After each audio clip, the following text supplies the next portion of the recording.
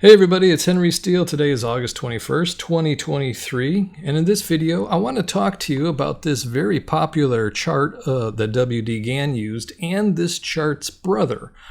But before I get to that, I want to go ahead and respond to the comments from the previous video that I uploaded, which was a quick look at Gann's 1948-1949 soybean chart. I uploaded that a little over 2 weeks ago. I was going to do this video that I'm doing now last week, but unfortunately my family got some unfortunate news about a death in the family, so were very much involved with dealing with that last week. And now this week we're starting to get back into the swing of things, and so, to get my mind off of things, I decided I'm going to go ahead and record a video. So let's go ahead and respond to the comments. Now, the first thing that I'll say is there are fewer comments and the comments are much, much smaller. So both those things make them easier to respond to in general. So let's go ahead and get to it. Joanne here says, Gann tracked the planets here only on the way up. Bear said there are different rules governing up moves versus down moves. I wonder if this is related to what he meant. Thanks, Henry. Well, you're welcome. And it might be, maybe. Shrug, shrug. I will point out the fact that Gann says the exact same thing in his 1909 Ticker and Investment Digest article, where he talks about the down move being, something else governing that, basically. So you can look in that article and see his exact wording if you'd like. But anyway, Radha says, Hi, sir. There is a double bottom from what we can see on the chart. Gann started making numbers from both points. The numbers in those two lines, one is an odd number row and the other is an even number row. There are some other things to focus on. Earlier, I tried to understand this chart, but in vain. Now, after completing your monthly video membership series, I can understand things well. Thank you very much, sir. Well, I appreciate that. So what's interesting is Radha's comment here is actually the inspiration for this video because of the odd number and even number rows that he was talking about. The reason those were odd and even numbers on this chart right here from this first bottom and second bottom is simply because there was an odd number of days between the first bottom and the second bottom. So this is an even number of, or a row of even numbers, and then this is going to be a row of odd numbers because he's writing the numbers on this line right here. So since this one started on one of those lines, it's going to be even, and since this one started away from that, one away from that, it's going to be odd. So there's no hidden secret anything about why it's odd and even on this chart, but this comment right here did give me the inspiration for this video. So you'll understand that in just a few minutes here once I get through the comments. Siolo says, thanks, Henry. I hadn't really studied the chart yet. It's a good one to study. He also says, or I assume it's a he, here is an interesting question. Did anyone actually answer the question from the previous video, or did we all just state whatever came to mind on and or off the subject? And I think there were a few people that actually did answer or, make some sort of comment in response to the question, but there was definitely some left field stuff going on too, that's for sure. Bill Gann, if you took 132 off the top, that might give you some interesting days. That's true. 132, 133, those are important numbers for Gann. User ZZ5C3UH5C. Can you tell me how to convert an astrology program from a 12-hour system to a 24-hour system? The answer is no, I can't do that.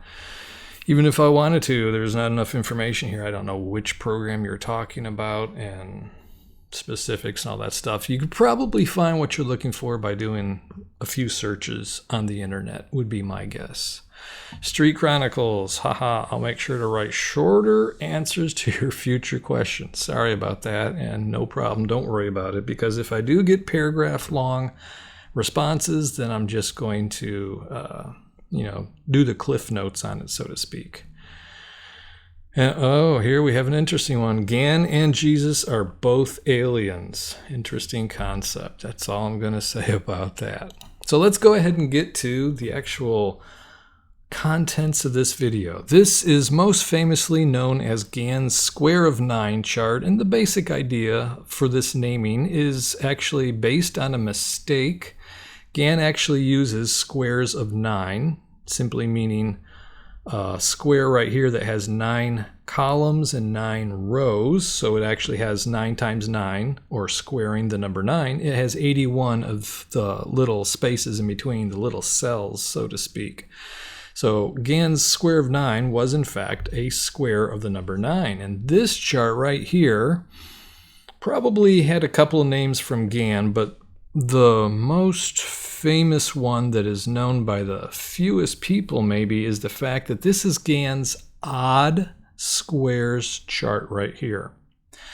Now some people might actually know that, and some people might kind of know that and think that this is Gann's odd and even square chart, but the fact of the matter is this chart right here is Gann's odd square chart, and this chart, which is sometimes known as the square of 4, is actually Gann's even square chart. So if we look at the most popular one, the famous square of 9 here, we can see that it has a single square right in the center right there, which is an odd number, of course, and that the odd squares all come out, or they're all on this line right here. The square of 3 is 9, the square of 5 is 25, the square of 7. So all these numbers right here are just the odd numbers being squared right there. The even squares are on this chart also, and they're kind of in the opposite direction as the odd squares are right here. But if you'll notice, the odd squares are directly in line with this center square, whereas the odd squares are offset like this. Now, if we look at the even square chart right here, we see that instead of a single odd number of squares in the center, there is the lowest possible number of squares in the center for a square that are not odd. In other words, there's 4 squares that make up the center here. So this is an even number of squares making up the center instead of an odd number. It's the smallest even number that you can get inside of a square, a 4-sided square. Obviously, that's what a square is. And if you look at it, you'll see that emanating from the center group of 4 squares is the even squares right here. Square of 2, square of 4, square of 6, square of 8, so forth and so on. Now, this chart does have the odd squares in a line right up here, but you'll notice that they are offset from the center right there.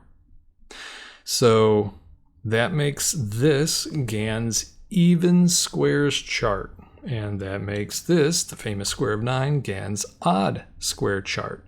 And they work exactly the same way. The only difference is one is calibrated to odd squares and the other is calibrated to even squares.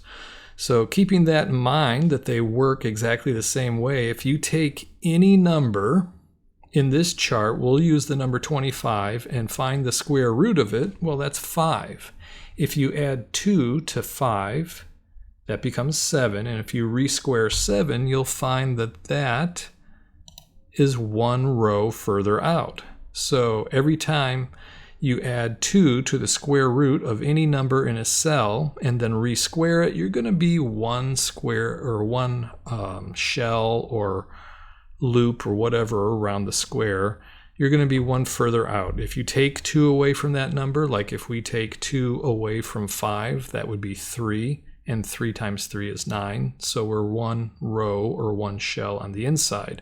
That's the odd square, and the even square chart works exactly the same way, where if you add 2 or subtract 2 from the square root of the number in any cell, you're going to be 1 shell out or 1 shell further in, 1 row out, 1 row in, depending upon what you want to call it. So anyway, like I said, this was a quick video.